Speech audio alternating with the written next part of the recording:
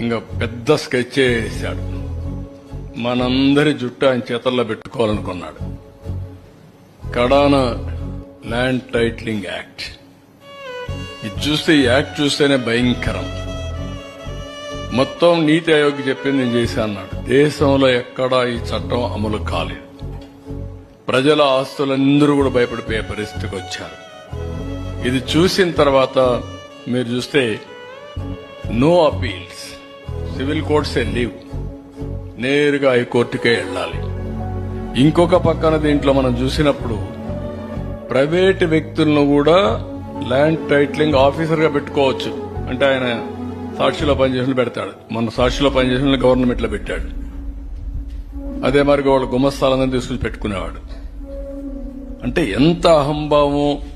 అందుకే ఈ యాక్ట్ ని ఫస్ట్ కేబినెట్ లోనే తీసుకొచ్చాం, రద్దుకు రికమెండ్ చేశాం, దాన్ని రద్దు చేస్తున్నాం.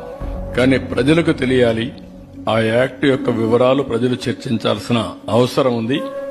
అందులో ఉండే దురుద్దేశాలని అర్థం చేసుకోవాలని చెప్పి నేను కోరుతున్నా. నెక్స్ట్